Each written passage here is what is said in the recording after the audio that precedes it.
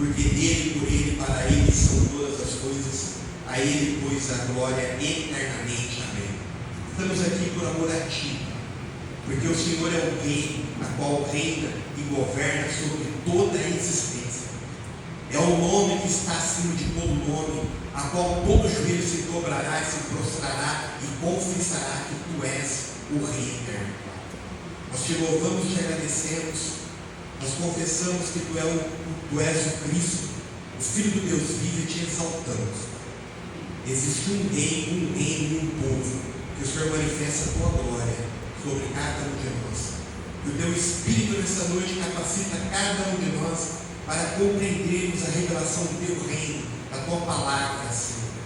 Em nome de Jesus, te louvamos e te agradecemos, Senhor, que o teu Espírito se assente em nossos corações e reina e governa sobre todas as coisas. Em nome de Jesus.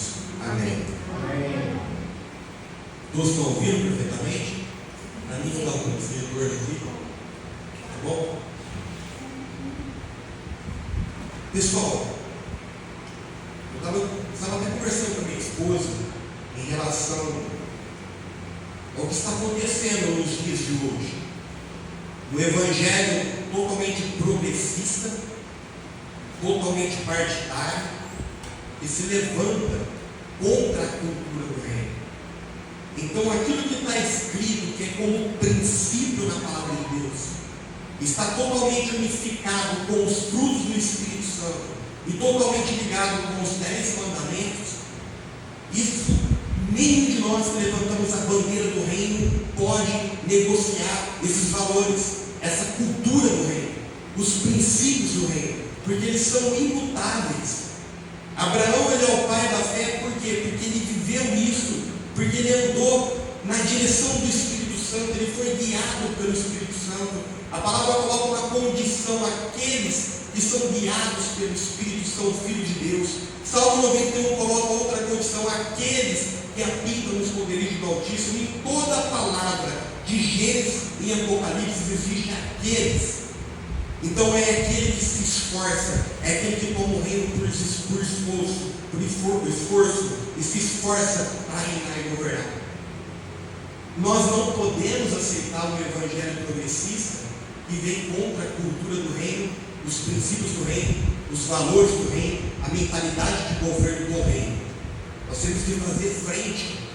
E como eu disse, uma terça-feira, acho que passada, retrasada, as aflições que vamos enfrentar aqui, ela não está relacionada à semente que eu lanço na terra, aonde diz Gálatas 6:7, daquilo que o homem semear, ele vai colher. Ou se você for para a lei universal de causa e efeito, essas aflições não tem nada a ver com isso, porque isso é semente que eu, na minha ignorância, eu lanço na terra, e certamente a palavra diz que eu vou colher.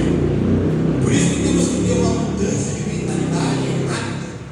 Aquilo que o Edivaldo sempre fala em Romanos 12:1, seja o vosso culto racional e transformar para saber qual é a boa, agradável e perfeita vontade. Porque se não tivermos essa transformação de mentalidade, nós vamos lançar sementes no solo ruim e vamos colher frutos ruins e achar que isso é uma aflição por conta do evangelho do reino. Não é. A palavra é clara: o justo passa por muitas aflições, eu, porém, o Senhor os livro de todas elas. Então, as aflições do reino é choque de cultura. Repete comigo: choque de cultura. Todas as vezes que nos posicionarmos no reino para defender a cultura do reino de Deus, a cultura desse mundo, que o mundo já está na mão do maligno, e é o sistema que opera, é a cultura que opera, esse sistema, essa cultura vai nos perseguir e trazer uma aflição sobre a minha e sobre a sua vida. Temos que entender isso. Então, se estamos colhendo algo de aflição que não é correspondente, um posicionamento meu e seu no reino de Deus, você tem que ter mentalidade mais do que rápido de fazer uma transformação de mente e começar rapidamente a plantar sementes boas para colher aquilo que é bom. Todos estão me entendendo em relação a isso? E esse evangelho progressista ele é terrível, porque ele distorce os princípios do reino. Não precisa de uma transformação, não precisa de um posicionamento, não precisa de uma vida alinhada com os princípios do reino, vivendo os frutos do Espírito Santo. Basta você viver uma vida à vontade, uma vida no pecado, e se você está no pecado, Jesus está contigo no pecado, está tudo certo, porque uma vez salvo, sempre salvo. Isso é um perigo, porque isso aí cria uma heresia, isso aí cria uma falta de comprometimento com o Espírito Santo, a qual a palavra nos afirma que o Espírito Santo, ele tem ciúme de mim, de você. Se ele tem ciúme, mas o ciúme não é um sentimento ruim, não é uma energia ruim, depende, porque o ciúme dele é zelar pela tua vida, para que você permaneça manifestando os frutos do Espírito Santo. Então é uma guerra diária, permanecer nos frutos do Espírito Santo, permanecer na bondade, permanecer na benignidade, permanecer na fidelidade em todas as áreas da nossa vida, permanecer na mansidão, no domínio próprio, no amor, na alegria, na paz, na justiça. É um esforço diário. Como a Fabiana disse aqui, tem dias e a gente não quer fazer muito, a gente quer ter até rotina mesmo. É apertar aquele botãozinho famoso lá e, né? Só que quanto mais rápido temos o nosso culto racional, trazemos a nossa consciência na realidade, para estarmos despertos, porque a palavra diz assim: desperta ao que dormes. É você ficar dormindo no seu próprio pensamento, é você ficar dando vazão para pensamentos maliciosos, facciosos, gerados por sentimentos facciosos. Isso vai te abaixando a tua frequência, vai abaixando a tua vibração, vai te manifestando com algo que não é bom. Automaticamente começamos a lançar palavras e sementes que uma hora vai germinar e vamos colher frutos ruins. Por isso, seja o vosso culto racional quanto antes estivermos conscientes de tudo o que está acontecendo à nossa volta. Pode ter certeza que entraremos em uma posição de governo. Eu disse em relação à energia, o que estamos sentindo? Temos que detectar o que estamos sentindo, nomear esse sentimento. E quanto mais rápido nomeamos esse sentimento, estamos fazendo o nosso culto racional.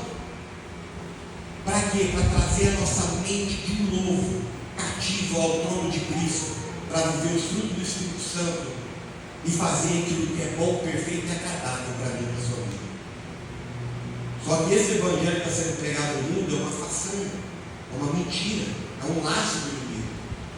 E eu e você que conhecemos a cultura do reino, temos que defender a cultura do reino, temos que defender a família, temos que defender a instituição família, porque é dela que o Senhor vai manifestar o governo dele sobre toda a terra.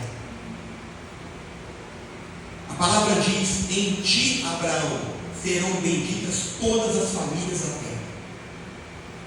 Então diga para mim: eu em Cristo sou cordeiro dessa promessa. A minha família, ela tem que ser bendita sobre a terra. Essa é uma promessa e essa é uma oração racional, a qual eu e você temos que fazer todos os dias da nossa vida. A minha família é bendita. A minha família é um quartel-general. A minha família, através da minha família, manifesta o reino sobre toda a terra. Porque se você não governa a sua família, eu sinto muito, você pode falar muito de reino, de governo, e você não vai convencer nem o vizinho mais próximo da sua vida. Por quê? Porque a nossa vida é de frutos. E essa promessa, eu e você temos que nos posicionar em fé todos os dias e permanecer declarando: faça sol, faça chuva, faça calor, dia bom, dia ruim, dia mau, não importa. A minha família, ela é bendita sobre toda a terra. Trazer esse memorial na existência todos os dias. Senhor, há uma promessa que a minha família ela é bendita sobre a terra em todas as áreas. Repete comigo: todas as áreas. E a outra promessa que tem sobre a mim e sobre a sua vida, são várias. É uma que Deus disse assim: Abraão, Abençoarei os que te abençoares, e amaldiçoarei os que te amaldiçoares.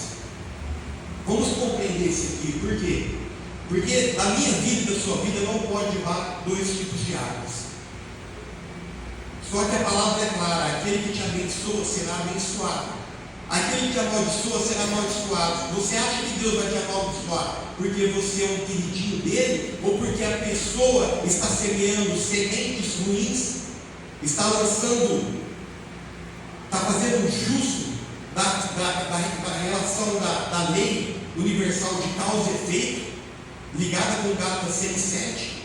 Se a pessoa te amaldiçoar e você estiver blindada no Espírito Santo, com uma consciência de Cristo, sabendo perdoar essa pessoa, sabe o que vai acontecer? Automaticamente essa pessoa será amaldiçoada pela maldição que ela está mandando sobre a sua vida. Quantos estão entendendo sobre isso? Quando eu disse sobre a energia, detectar a energia, um dos pontos principais é você detectar da onde ele está vindo, e você, o mais rápido possível, abençoar essa pessoa e livrar o seu coração de qualquer sentimento malicioso e faccioso. Guarda o seu coração. Ora, abençoa essa pessoa. Agora, o que ela está falando, deixando de falar, vai ser colheita pessoal dela. Você não entra nisso. Você não se envolve nessa questão. Você não se envolve nessa energia. Então, abençoarei os que te abençoares. Então, aqueles que ativou a identidade do reino, que sabe o propósito de Deus sobre toda a terra, lá em Gênesis 3, ele fala na queda que nascerá um que pisará a cabeça da serpente, porque Deus ele estava em espírito na lei de Gênesis. Ele não interferiu porque ele não quer um princípio que ele colocou, que a terra seria governada pelo homem. Só que quando Jesus ele nasce de homem legalmente na terra para justamente desfazer as obras de Satanás, para retomar o governo de Deus aonde Adão tinha perdido.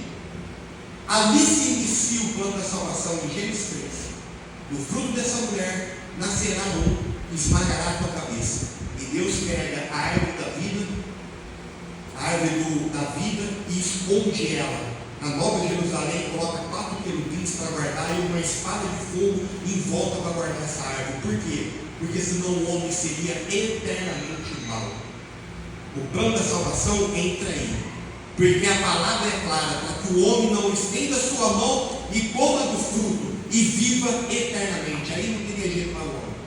Mas Deus disse: pega essa árvore, leva para Jerusalém espiritual, do fruto dessa mulher, eu vou vir legal na terra e vou pisar na cabeça de Satanás, vou retomar o reino e entregar para a descendência de Abraão. Como estou entendendo isso?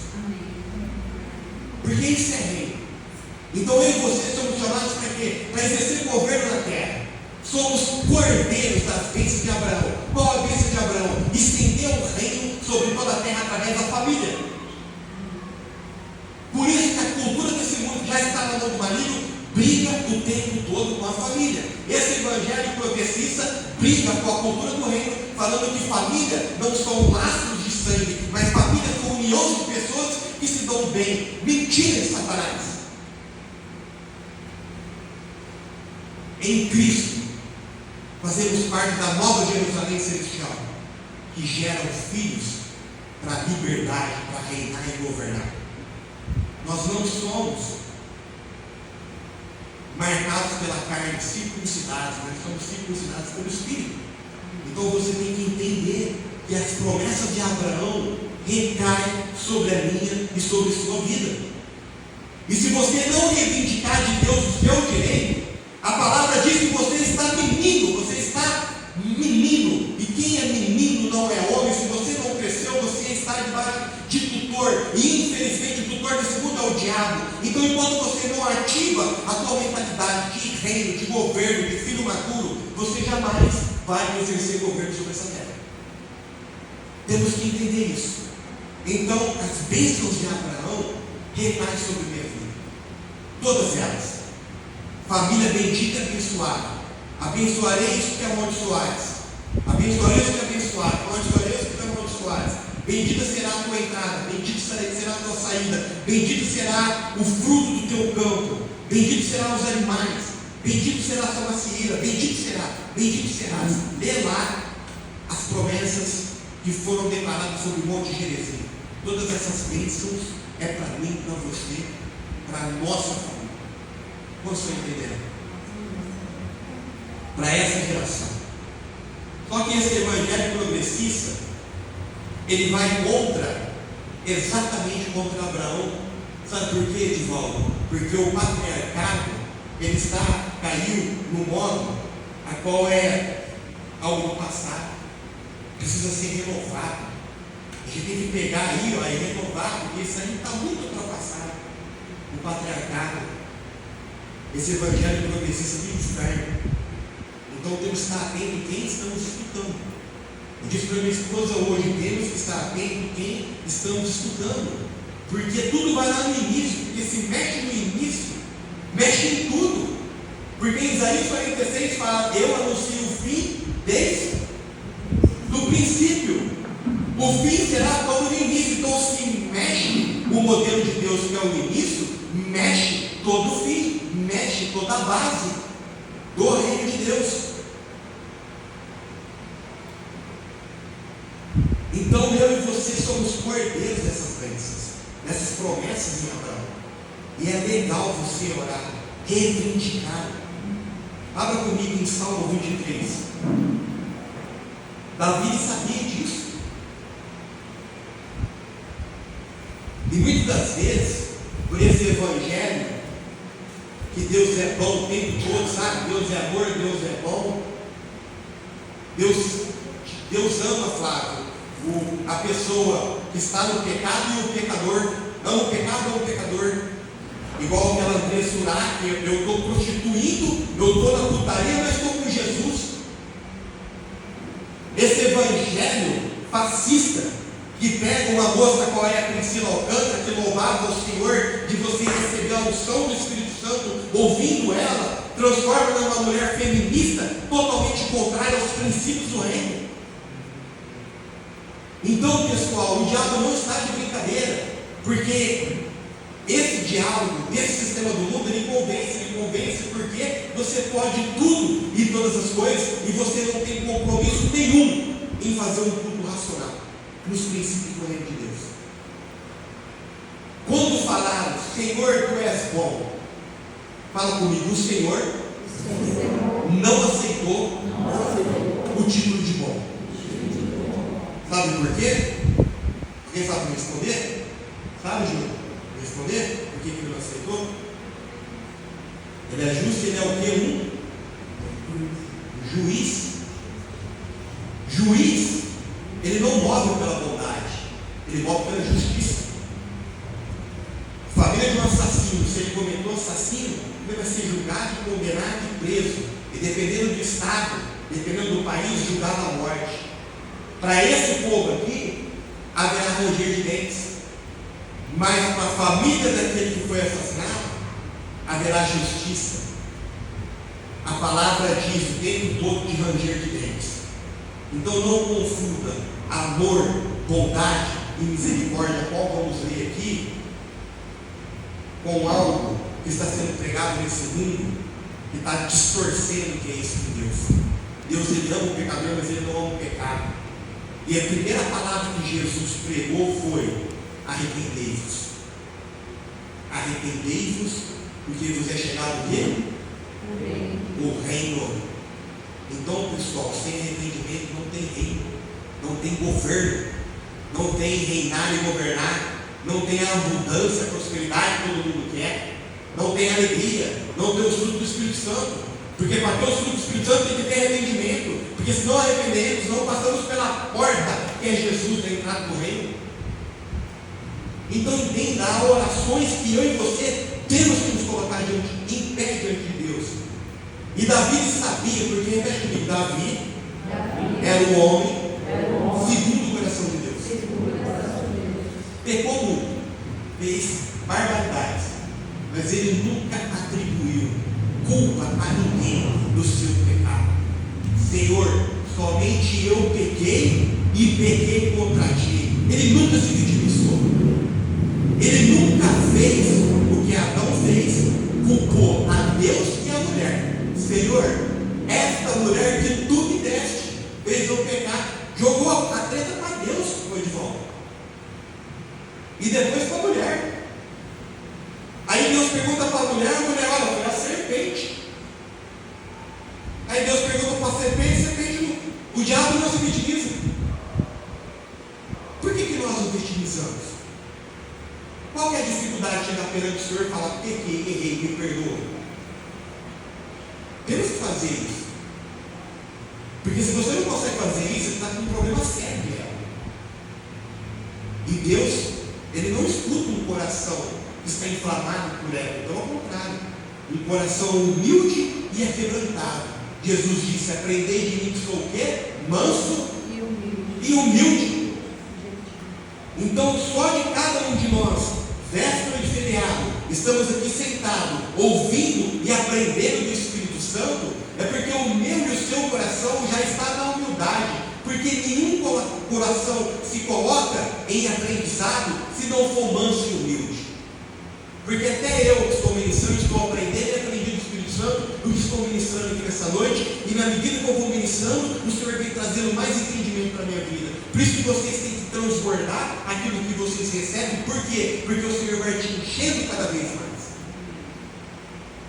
Então existem orações de propósito. Não fica com medo não, o Senhor abençoa quem me abençoa. Você tem medo de falar a segunda frase?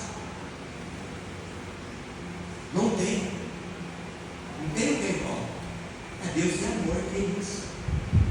Sabe o que Deus fala? Terei misericórdia de quem eu quero ter misericórdia.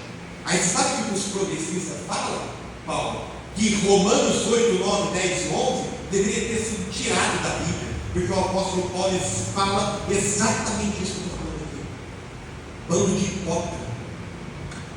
Então existem orações que o justo tem que fazer. Para quê? Para se respaldar na promessa. Entende? E deixa a pessoa colher o fruto que ela está semeando. Aí não cresce nem você e nem a pessoa. Abrir o Salmo 23.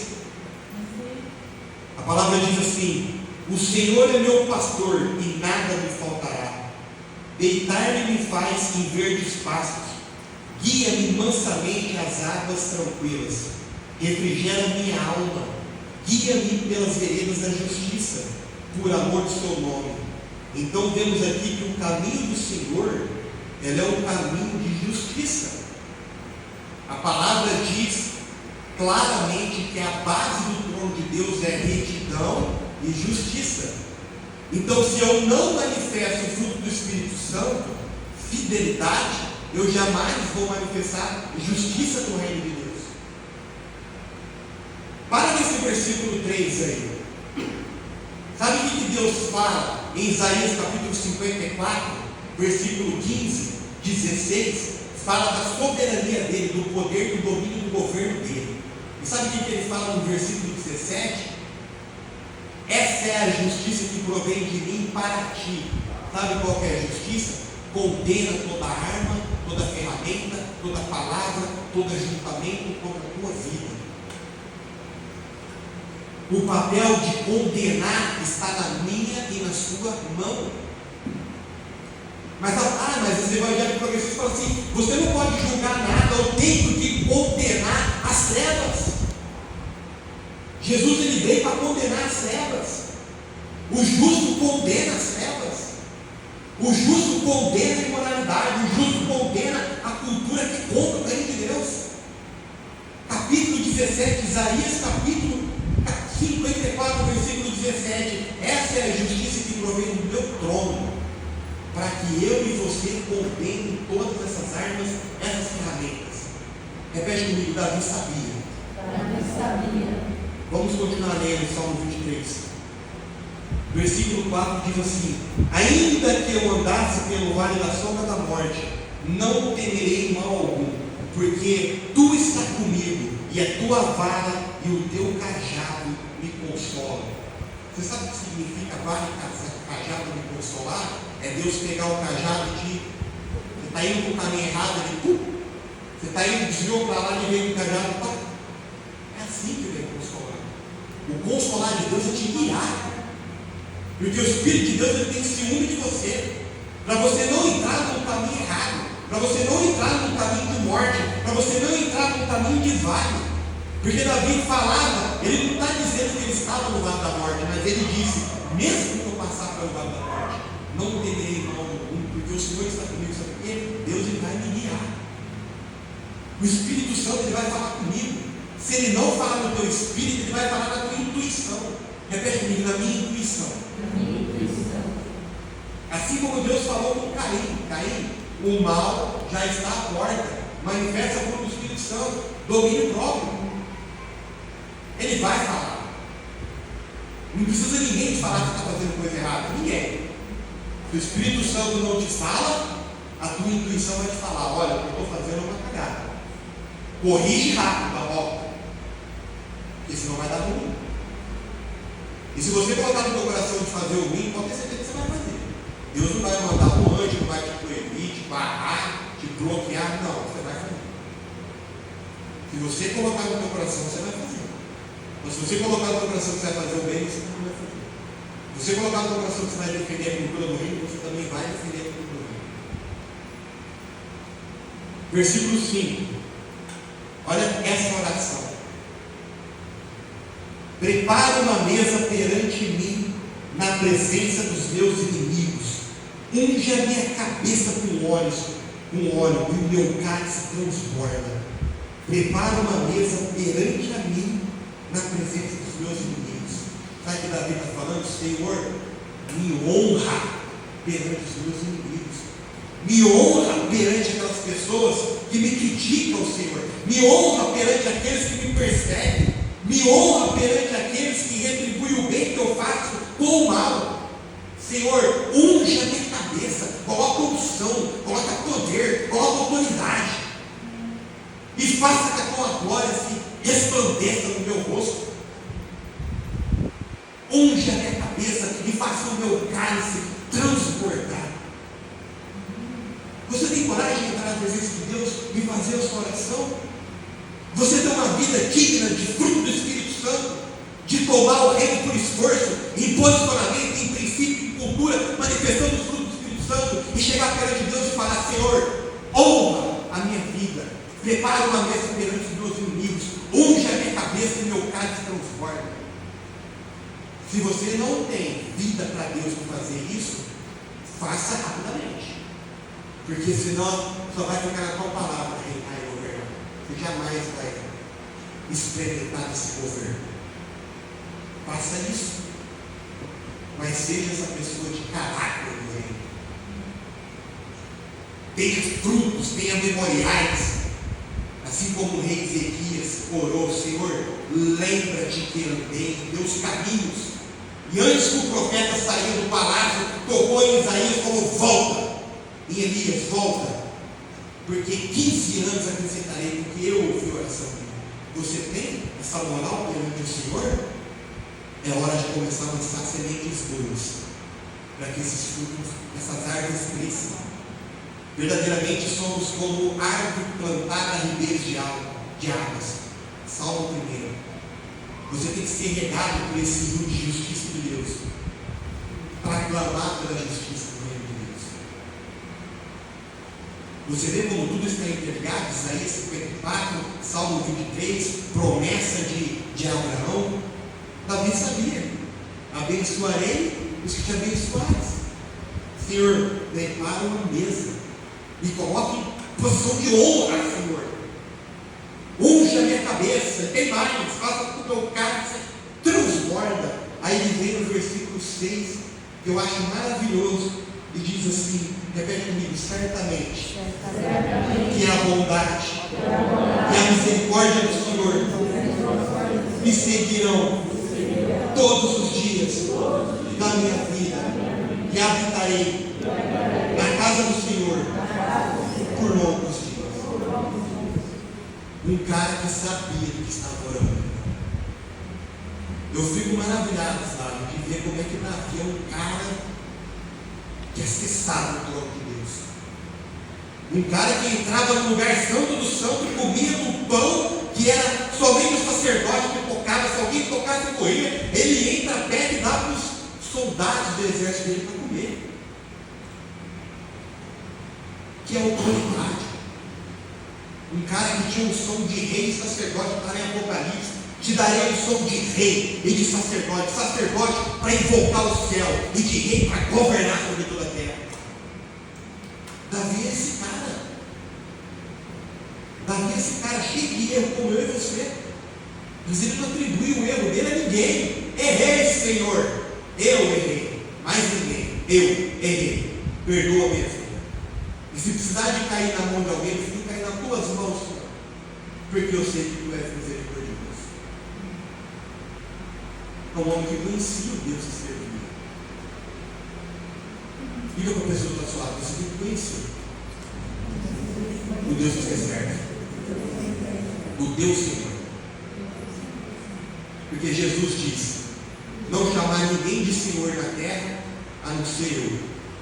Não chamar ninguém de vosso mestre, porque tu só tem um mestre. E não chamar ninguém de pai, porque só tem um pai espiritual. Mas sabe o que os ministérios fazem? O meu pai espiritual, o meu mestre. Mas Jesus está falando o quê? Não chama ninguém de mestre e não chama ninguém de pai, porque só tem um pai espiritual e só tem um mestre que morreu por vocês. Mas a gente faz tudo o contrário. Tudo o contrário. E depois estamos que nem papagaio de pirata repetindo a crença e nada acontece na nossa vida. Você pode ter certeza. Isso aqui aconteceu com Davi. Deus honrou Davi perante os inimigos dele, ungiu a cabeça dele, o cálice dele transformou. E o próprio Senhor virá e governará sobre o trono de Davi. O próprio filho Salomão só foi salvo pelas promessas que Deus fez a Davi. Eu falei sobre o trono de Davi. Quem estava na ministração? A irmã estava.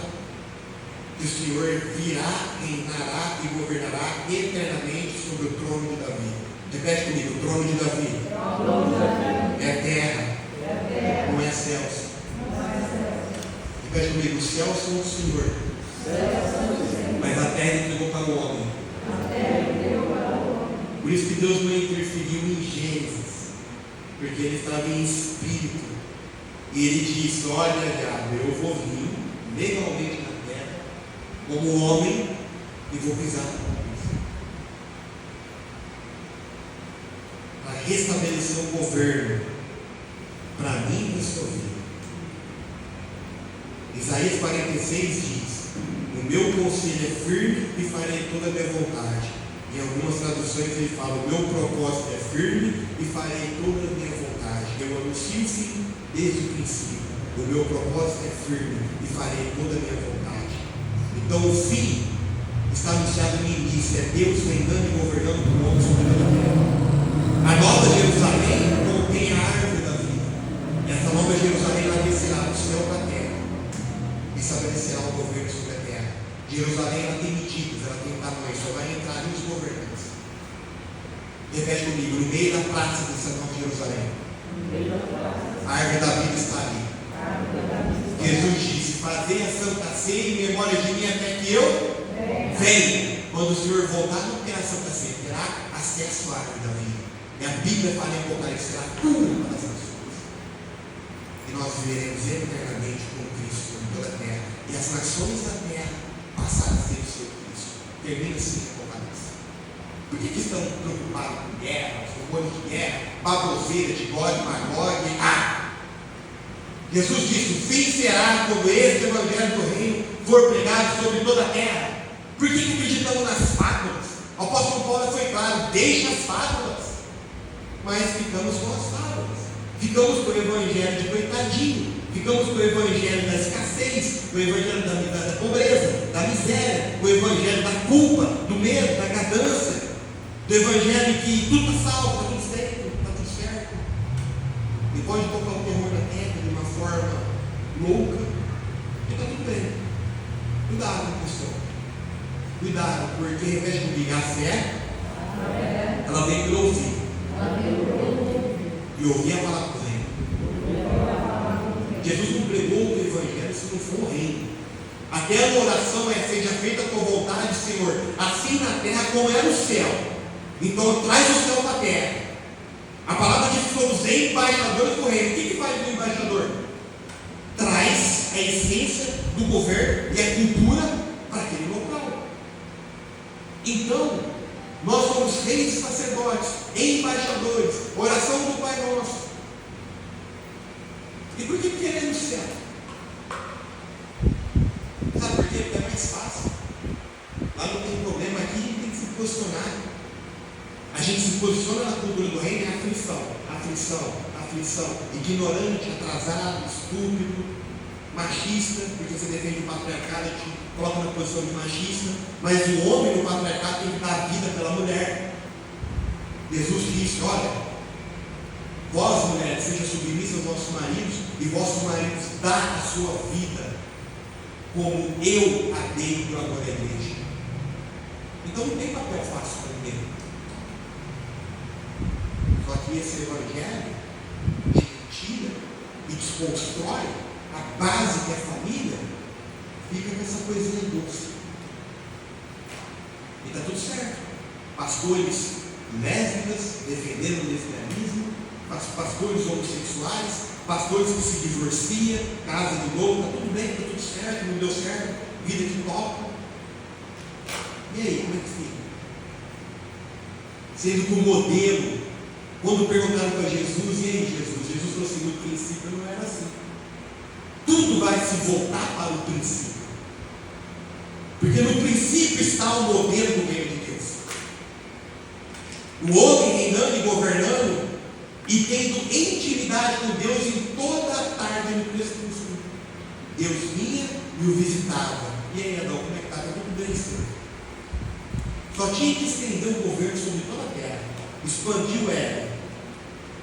Só que Deus, fala comigo, Deus, Ele dá o direito de escolha. Porque Ele é um rei. Ele não é um imperador. Ele me coloca ali, coloca Adão e Eva ali, não coloca uma porta de saída. Ele não respeita a liberdade. Ele tinha que dar a liberdade. E Deus disse uma vez só: não come da árvore do conhecimento do bem e do mal. Falou uma vez só e ponto final. E pasme, tá? O pecado não estava com Eva, o pecado estava com Adão. Porque Deus não falou para Eva não comer, Deus falou para Adão. Por isso que Jesus ele é o último Adão, porque ele veio sem culpa, sem pecado, o nome que está acima de todo nome, para restabelecer o governo.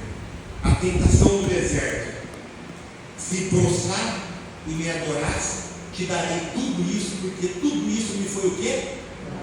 Dado. Ele gostou das nações da terra. Quem que deu? O bendito do Adão. Mas Jesus veio exatamente para isso.